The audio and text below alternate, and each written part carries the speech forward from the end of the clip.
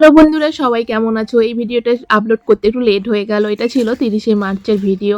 তো আমি সকাল সকাল বেরিয়ে পড়েছি একটি সেমিনারে যাব বলে মেকআপে।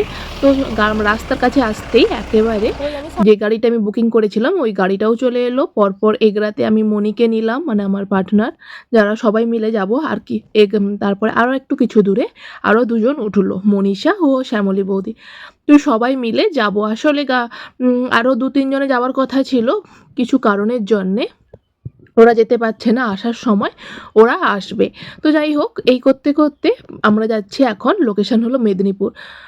তো সবাই মিলে আড্ডা করতে করতে আমরা পৌঁছে যাব মেদিনীপুর। তো রাস্তা যেতে যেতে প্রচুর হাসি ঠাট্টা মজা হয়েছে এবং একেবারে খড়গপুরের কাছে গিয়ে আমরা একটা ছোট্ট রাস্তার সাইডে ধাবাগুলোতে টিফিন করে নিলাম। আসলে অনেক ভোরে বেরোনো হয়েছে, তো তখন কিন্তু কিছুই খাওয়া হয়নি, সবাই না খেয়েই বেরিয়েছিলাম। তো এখানে সবাই একটু ভাজা ভুজি দিয়ে ঘুগনি দিয়ে একটু মটরের তরকারি দিয়ে খেয়ে নিলাম মুড়ি। তো বাঙালি মুড়ি না হলে তো চলবে না। একেবারে মেদিনীপুরে পৌঁছে গেছি। আর এটা দেখুন, এটা হলো বড় একটা নদীটার নাম আমার ঠিক এখন মনে পড়ছে না। আর পৌঁছে গেছি একেবারে হোটেলে উঠেই চলে যাব একেবারে যেখানে সেমিনারের রুমে। তো আমাদের রিসেপশনের যারা আছে তারা বলে দিলেন যে আপনারা ফার্স্ট ফ্লোরে চলে যান, ওখানেই আপনাদের সেমিনার অ্যারেঞ্জ করা হয়েছে। তো আমরা একটু একটু করে অল্প করে প্রথমে এখানে একটু বসলাম, তারপরে হাঁটা আরম্ভ করলাম। ওপরে যাচ্ছি, পেছনে মণি আমি হাসছিলাম একটাই কারণে, মণি অন্য কথা ভুলভাল কথা বলছিল, তাই সবাই মিলে হাসি ঠাট্টা করতে করতে একেবারে সেমিনারের রুমে পৌঁছে গেলাম। আগে থেকে এসেই দেখি বেশ কিছু জন আমাদের আগেই অলরেডি চলে এসছে। আসলে অনেক দূর দূরান্ত থেকে আসে তো অনেকে। তো এই হলো, এখানে একজন বৌদির সঙ্গে দেখা হলো। আমরা যখন পার্লারে কাজ করতাম, এই বৌদি কিন্তু আমাদের থেকে অনেক বড় এবং অনেক অভিজ্ঞতা।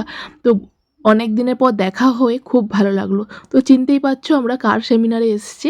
হ্যাঁ, তোমরা ঠিক ধরেছো, বড় মেকআপ আর্টিস্ট রাজা কুণ্ডুর সেমিনারে এসেছি। তো ওয়ান ডে এটা সেমিনার ছিল মেকআপের। তো আমাদের রাজা কুণ্ডু স্যারের সবথেকে ভালো লাগে আমার কিন্তু কলকা, আর হ্যাঁ আরও ভালো লাগে খোঁপা। তো এখানে সব কিছু অ্যারেঞ্জ করা হয়েছে, লাঞ্চের জন্য এখানে ব্যবস্থা করা হয়েছে।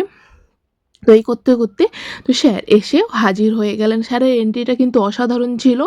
স্যার কিন্তু নেচে কথা বলে সব স্টুডেন্টের সঙ্গে একেবারে মিলেমিশে কিন্তু কথা বলে ক্লাস করিয়েছেন। যে এই নয় যে একেবারে এলেন ক্লাস করালেন, এমন নয়। দেখেছেন কি সুন্দর নেচে একেবারে এন্ট্রি নিলেন এবং সবার সাথে খুব মিশুক, এবং যে যতটা বুঝতে না পারছে একেবারে হাতে খড়ি দিয়ে এবং যার যেটা প্রবলেম হচ্ছে সামনাসামনি এসে জিজ্ঞেস করে বলছেন। তারপরে এলেন সুনন্দা ম্যামকে তো সবাই চেনো, একেবারে টেলিভিশনের একজন খুব বড় মাপের অভিনেত্রী।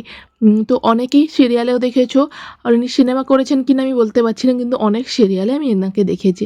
তো এনাকে দিয়েছিলেন একেবারে ওল্ড বেঙ্গলি একটা লুক, আর আগের একজনকে দিয়েছিলেন রিসেপশনের লুক, কিন্তু সেটাও ছিল অসাধারণ। দুজনের কলকা থেকে এ টু জেড সব কিছুই দারুণ। তারপরেই চলে গেলাম লাঞ্চে ছিল স্যালাড, আর একটা আলু ফ্রাই ছিল, আলু আর সব রকমের সবজি পেঁয়াজ কলি দিয়ে ফ্রাই ছিল, কি অসাধারণ রান্না। তারপরে ছিল লেবু, তারপরে ছিল রাইস, যে যেমন যতটা নিতে পারে। বুফে সিস্টেম হয়েছিল, যে যেমন যতটা পরিমাণে নিতে পারে। তো এখানে আমি রাইসই নিয়েছিলাম, আর এখানে রুটিও অ্যাভেলেবেল ছিল। তো আমি এখানে রাইসটাকে প্রেফার করেছিলাম, আসলে বাঙালি তো ভাতে মাছে বাঙালি। তো এখানে তারপরে ছিল ভেজ ডাল ছিল।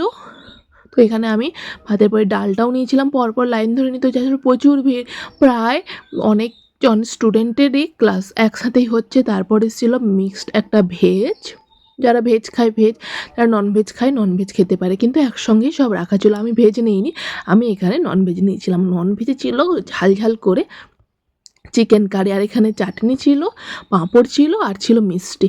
তারপরে কিছুক্ষণ ক্লাস করানোর পরে একেবারে চলে আসছি বাড়িতে। আসলে মনটাও ধরছে না, সোনাই বাড়িতে আছে। তো চলো টাটা, পরের ভিডিওতে আবার দেখা হচ্ছে।